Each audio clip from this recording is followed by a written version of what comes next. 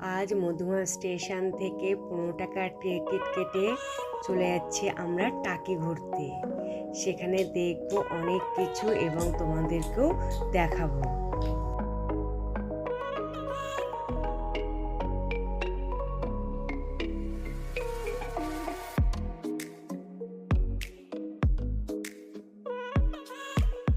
এবার চলে গেছিলাম 300 বছরের পুরনো কালী মন্দির দেখতে।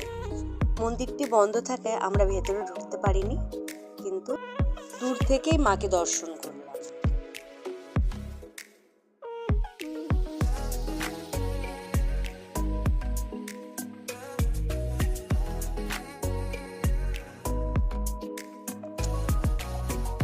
এটা হলো জোড়া শিব মন্দির। জোড়া শিব মন্দিরে আমরা চলে গেছিলাম। আর সামনে দেখো পুকুরও আছে একটা। এই হলো বিসর্জন সিনেমা, যেটা আমরা দেখেছিলাম সিনেমাতে। এটা হচ্ছে সেই বাড়িতে শুটিংটা হয়েছিল। ভীষণ সুন্দর দেখতে, পুরো গ্রাম্য পরিবেশ।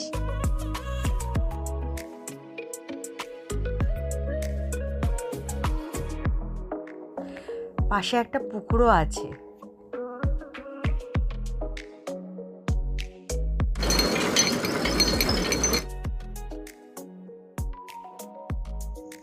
আমরা আজকে মিনি সুন্দরবনে চলে গেছি। সেখানে দেখো মিনি সুন্দরবনে একটা ব্রিজটা পুরো জঙ্গলটাকে কভার করেছে এবং এই ব্রিজের ওপর থেকে আমাদের সুন্দরবনের জঙ্গলটার মধ্যে আমরা ঢুকবো। দুই দিকে দেখো গোলপাতার জঙ্গল, যেটা নারকেল গাছের পাতার মতন দেখতে দুপাশে রয়েছে এবং এখানে ওই গোলপাতা এবং কেওড়া গাছটাই বেশি পরিমাণে দেখা যাচ্ছে। পুরো জঙ্গলটা আমরা কিন্তু ব্রিজের উপর থেকেই হাঁটছি, কারণ আমাদের এই জঙ্গলের ভেতরটায় যেতে দেবে না, মানে মেঝে মাটিতে পা দিতে দেবে না। এখান থেকে সোজা চলে যাচ্ছে একটা ওয়াচ টাওয়ারের জঙ্গলে ভিউ পয়েন্ট দেখার জন্য, আর বাঁ দিকে চলে গেছে নদীর ভিউ পয়েন্ট দেখার জন্য।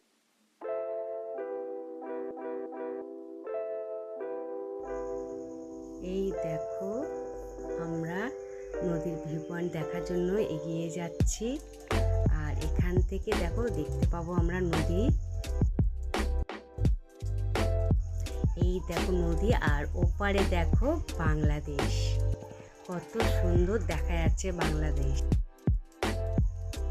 নদীটা তো দেখলাম, এবার যাচ্ছি আমরা টুকটুক করে হেঁটে ওয়াচ টাওয়ারের দিকে, যেটা আমরা পুরো জঙ্গলটাকে আমরা দেখতে পাবো।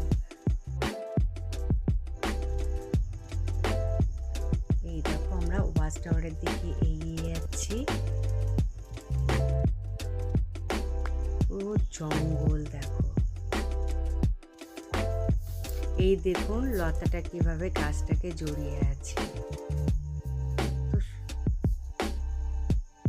সুন্দর লাগছে। দেখো এবার পুরো জঙ্গলটা দেখা যাচ্ছে।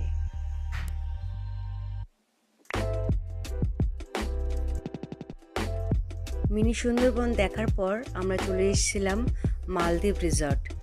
এই রিসর্টে আছে একটা পার্ক, যেটা খুবই সুন্দর দেখতে। চারিদিকটা ভীষণ সুন্দর দেখতে।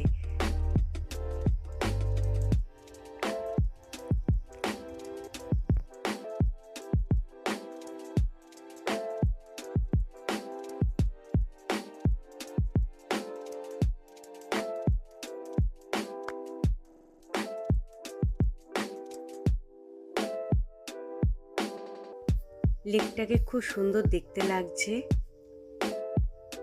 সন্ধ্যাবেলা এলে এখানটা লাইট জ্বলতো, কিন্তু তোমরা যদি কেউ আসো তাহলে সন্ধ্যাবেলাতেই আসবে।